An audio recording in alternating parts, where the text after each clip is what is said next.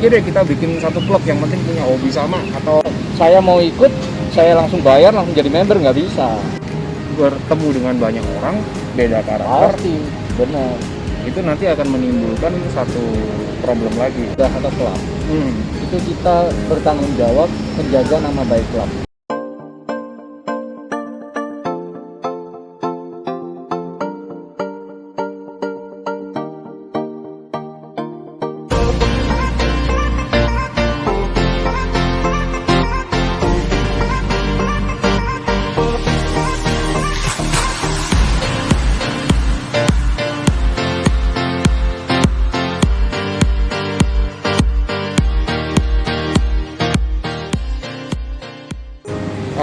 Karena kemarin kita sudah bahas berturut-turut mengenai motor, Ya, CC gede ya toh, terus kemudian tentang review sedikit tentang salah satu skuter. benar. Gimana kalau kali ini kita bicara mengenai komunitas itu, Bang Nah, Bobi? itu tepat sekali. Tepat sekali ya. Jadi komunitas ini seperti satu paket. Satu dengan- paket. Kalau kita bicara motor premium, jadi mau itu motor besar, mau itu skuter premium, itu yang mengikuti di belakangnya adalah komunitas. Itu Betul. selalu ada, dan itu serunya. Serunya ya, enaknya dunia otomotif itu tidak bisa dipisahkan dari dunia komunitas ya. Kalau boleh tahu sedikit nih, Bung, komunitas itu sebenarnya kalau kita bicara itu apa dan fungsinya itu apa sih sebenarnya? Kalau kita bicara komunitas, yang paling mendasar ya, kita bilang yang paling basic. Bentuk komunitas itu adalah mungkin cuma grup pertemanan. Biasanya nggak banyak, 5-6 orang, cuman berkomunikasi via grup WhatsApp misalnya. Nah, jadi mereka cuman temen ngopi lah, temen ngopi. Teman ngopi ya. Ya, setelah itu ada level yang lebih lanjut lagi, yang kita bilang riding club. Riding club itu lebih resmi. Lebih resmi ya. Nah, bagaimana cara kita masuk ke riding club itu adalah dengan biasanya ada iuran tahunan, dan kita begitu kita bayar, artinya kita join, ya sudah kita langsung enter. Kelas atasnya lagi ada yang namanya motorcycle club, pasti pernah dengar. Iya. Biasanya kalau grup Harley banyak yang motorcycle club. Motorcycle club. Motorcycle MC, club itu MC itu lebih beda lagi. Mereka punya aturan sendiri dan enggak, misal saya mau ikut, saya langsung bayar, langsung jadi member, nggak bisa. Mereka berbasis dari pertemanan dulu. Kecocokan Jadi, dulu ya. Cocok dulu, kita sering Iya. ikut ngumpul. Iya. Mereka cocok, nanti Iya. lama-lama status kita bisa ditingkatkan. Awalnya dari prospek dulu lah, dianggap masih. Oke, jadi kayak level yang paling umum ya. Ya, Apakah semua komunitas itu diharuskan punya aturan dasar, Pak? Anggaran dasar katakanlah kayak ADART, ataukah hanya berdasarkan fun-fun aja deh kita bikin satu klub yang penting punya hobi sama, atau memang ada yang sifatnya lebih gitu, atau ada yang serius kayak tadi? ada. Kalau kita bicara mulai riding club dan motorcycle club itu mereka udah punya aturan yang baku. Yang baku ya? Jadi udah ada bukunya. Udah ada bukunya? Ya, kalau Itu kita khusus cuman yang pertemanan apa tuh, grup, Pak? yang mulai riding club, motorcycle club itu Jadi mereka yang udah bener-bener yang terstruktur itu Terstruktur. yang ada ketuanya, Ya, ada. ketua umumnya, itu bener-bener ada ADART-nya. Bakarannya, nanti yang sosial, yang bagaimana itu ada. Nah, itu yang membedakan dengan yang sifatnya hanya sekedar fun-fun community ya, Grup community ngopi. club, Iya. grup ngopi. Grup ngopi. Nah, soalnya kebanyakan orang-orang itu melihat bahwa wah ini grup-grup motor ini punya aturan nggak sih ibaratnya? Kok, Iya. kok kadang ada yang gimana seperti gitu. Ternyata memang ada ya harusnya. Ada. Malah menurut kami kayaknya kalau dengan diatur gitu lebih enak ya berarti. Lebih enak. Dan secara sosial sendiri, tanggung jawab sosial sendiri di grup motor yang kita bilang resmi ya, mulai riding club dan motorcycle club, Yang- itu mereka selalu mengadakan sesi-sesi sosialisasi terhadap cara berkendara yang aman, Safety riding. safety riding. Iya. Nah, jadi artinya anggota mereka dihimbau untuk selalu mengikuti peraturan, Iya. terus berkendara yang aman bagaimana, tidak boleh arogan, nah kayak Nah. gitu-gitu. Berbicara mengenai arogan tuh penting karena kalau kita punya anggaran dasar ADART, ketika kita melanggar maka kita akan dikenakan sanksi. Benar. Sedangkan yang hanya klub-klub yang sifatnya berdiri karena hobi itu tidak punya ketentuan baku ya. Tapi Ya. itu fun. Kalau kita bicara yang kayak tempat ngumpul klub ngopi ya, Klub ngopi Nah, itu karena hobi aja ya. karena hobi aja. Tapi tergantung ke ridernya sendiri ya. Tergantung. Sama ke tergantung. influence grupnya itu ya. Ya, semua mesti ke masing-masing ini pribadi sih. Iya. Perlu gak sih ADART itu sebenarnya atau? Perlu kalau kita udah mulai komunitas Serius? resmi, Ya. itu pasti perlu karena itu guideline buat kita supaya kita nggak keluar jalur lah.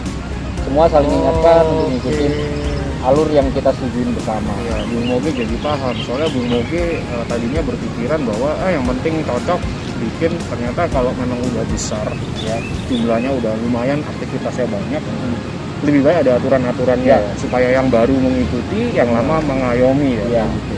Betul. Masuk akal. Ya. Terus kemudian kalau saya pernah tahu ada komunitas yang dibentuk oleh dengan tujuan marketing. Komunitas Jadi begini, misal kalau di ATPM tertentu kita beli brand A atau Ya. brand B, itu mereka bikin satu klub untuk mewadahi customer gitu. oh ya ada Seperti mungkin HOG ya, HOG, ya. atau mungkin Ducati Honors Ya. apa seperti itu. HOG Ducati Honors itu sebenarnya termasuk sudah riding club. Sudah riding club. Sudah riding club. Sudah termasuk Jadi riding club. artinya kalau misal kita beli produk Ya, mereka lalu kita mau join, nggak selalu harus join, tapi biasanya complimentary kita langsung dapat join. kita langsung dapat join, Ya, nah itu kita otomatis langsung jadi member. langsung jadi member. Nah, artinya kita juga patuh sama peraturan mereka udahan. Peraturan Nah, mereka ya. Karena selain itu kita punya merek tertentu, kita suka, itu kalau nggak ada komunitas itu seakan-akan kayak kita itu nggak ada keluarganya, gitu. Nggak ada yang mewadahi. Kalau kita ada di satu komunitas itu rasa sense of belongingnya itu ada. Nah, itu banyak orang yang nyari perasaan itu juga. Betul. Jadi intinya hobi kita tersalurkan dengan lebih baik ya, karena ada yang mewadahi, mengayomi, ilmu kita nambah juga, kurang lebih seperti itu. Terus networking kita juga nambah dan sebagainya.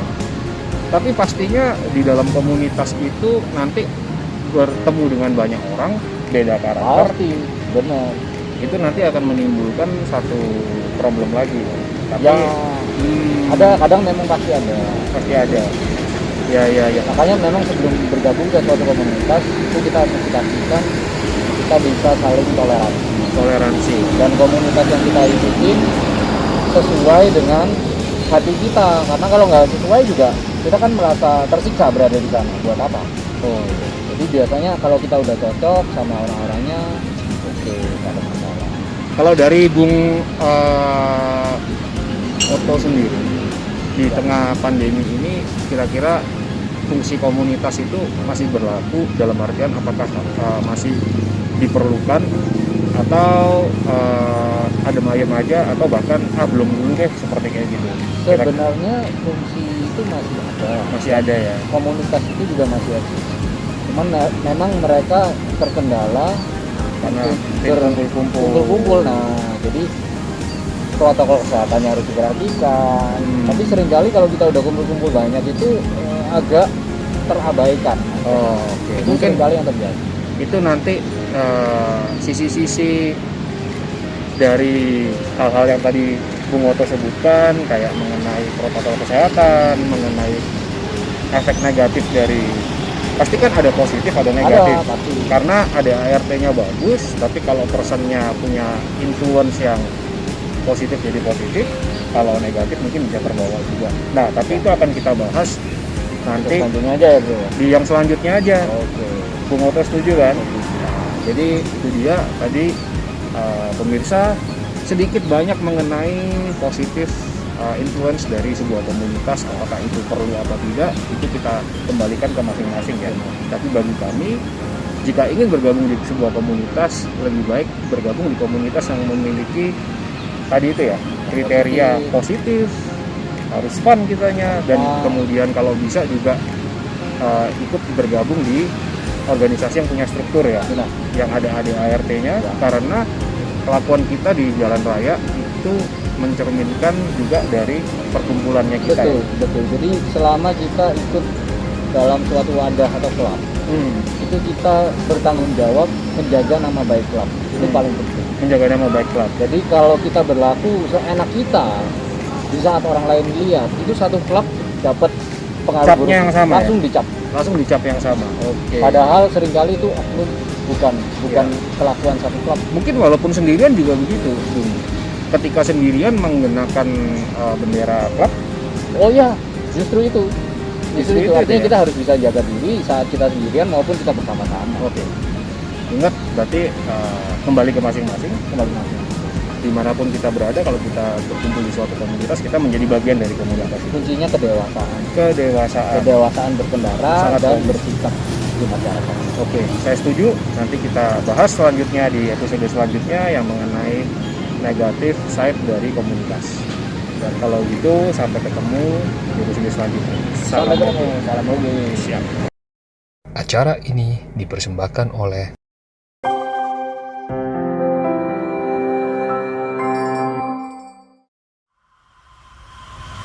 Biasa yang diomongin ada Seputar wanita, cinta, harta dan kekuasaan. Nah,